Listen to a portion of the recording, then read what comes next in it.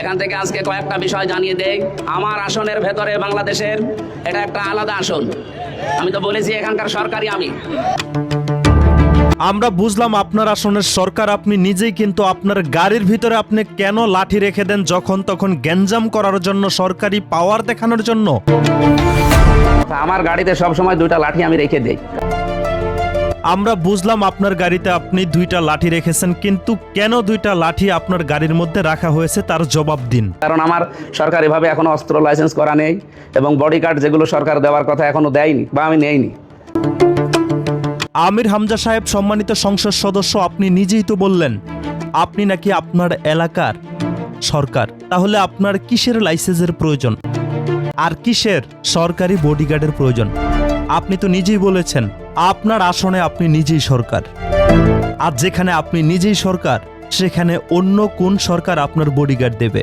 বরংস আপনাকেই সাধারণ মানুষের নিরাপত্তার ব্যবস্থা করার দায়িত্ব নিতে হবে। আর সেখানে আপনার গাড়ির মধ্যেই অবৈধভাবে আপনি নিজেই দুইটা করে লাঠি রেখে দিচ্ছেন। রাষ্ট্রীয় আইন অনুযায়ী গাড়ির ভেতরে লাঠি রাখা এটা কতটা বৈধতা পায়? তো সেই হিসাবে যে দুইটা লাঠি আমি সবসময় রেখে দেই, তো ওই লাঠি তো আমার নিজের সিকিউরিটির জন্য, হেফাজতের জন্য। যখন ওরা আরম্ভ করেছে তখন আমার ড্রাইভার নেমে ওই লাঠি নিয়ে নেমে গেছে। আমি অনেক সুন্দরভাবে গুছিয়ে গুছিয়ে মাওলানা আমির হামজা সাহেব সংসদ সদস্য কথাগুলোকে এখানে উপস্থাপনা করেছেন। নিজের নিরাপত্তার জন্য নাকি গাড়ির ভিতরে দুইটা লাঠি রেখে দেয়। সরকারি সিকিউরিটি না পাওয়ার কারণে নিজেই নিজের নিরাপত্তার জন্য দুইটা লাঠি গাড়ির ভেতরে রেখে দেয়। গণ অধিকার পরিষদের কর্মীরা নাকি আগে আমির হামজার উপর অ্যাটাক করে, পরে আমির হামজার গাড়ির ড্রাইভার গাড়ি থেকে দুইটা লাঠি নিয়ে বাহিরে চলে আসে। আমির হামজা সাহেব গাড়িটিকে চালিয়ে সেখান থেকে চলে যায়। আর গণ অধিকার পরিষদের পক্ষ হতে জানানো হচ্ছে কি, আগে আমির হামজার অনুসারীরা গণ অধিকার পরিষদের কর্মীদের উপর হামলা করে। সেই হামলার রেশকে ঘিরে দুই সংগঠনের মধ্যে সংঘর্ষ হয়। এখন কথা হচ্ছে, একজন সংসদ সদস্য, একজন সম্মানিত এমপি, তিনি কিভাবে নিরাপত্তার জন্য তিনার গাড়ির মধ্যে দুইটা লাঠি রাখতে পারে?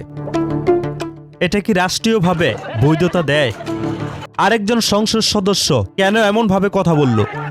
আমির হামজা সাহেব এখানে বলল সরকারিভাবে তাকে কোনো সিকিউরিটি দেওয়া হয়নি, কোনো নিরাপত্তা দেওয়া হয়নি, কিংবা তিনি নিজেই নিরাপত্তা নেননি। তিনি নিজেকে কি মনে করেন? তিনি কেন সরকারি নিরাপত্তা নিলেন না? নিজেকে কি ভেবেছিলেন? কি ভাবার কারণে নিজের নিরাপত্তা বাহিনী নিলেন না? নিজের নিরাপত্তার রাস্তা নিজেই বের করে নিয়েছেন। গাড়ির ভিতরে অবৈধভাবে দুইটা লাঠি রেখেছেন, আবার নিজেই বলছেন নিজের আসনের নাকি নিজেই সরকার। অবশ্যই সরকারের নিরাপত্তা প্রয়োজন, অথচ নিজেই বলছেন সরকারিভাবে তাকে অস্ত্রের বৈধতা দেওয়া হয়নি কিংবা সিকিউরিটি দেওয়া হয়নি, এমনকি নিজেও সেই সিকিউরিটি নেননি। এটাই হলো বাংলাদেশ জামাত ইসলাম নামক সেই সংগঠনের একজন সম্মানিত সংসদ সদস্যের কথা। তিনি নিজেই নাকি সিকিউরিটি নেননি, কিংবা সরকার তাকে সিকিউরিটি দেয়নি নিরাপত্তার জন্য। নিজের নিরাপত্তার ব্যবস্থা নিজেই করে নিয়েছেন। গাড়ির ভেতর অবৈধভাবে দুইটা লাঠি রেখেছেন। নিজের উপরে যদি কখনো আক্রমণ হয় সেই লাঠি দিয়ে মোকাবেলা করবেন। প্রাণপ্রিয় ভাই বন্ধুরা, আপনাদের কাছে কি মনে হয় গাড়ির ভিতরে লাঠি রাখা এটা কিসের লক্ষণ? আর রাষ্ট্রীয়ভাবে এটার বৈধতা আছে নাকি নেই? কমেন্টে লিখে জানাবেন।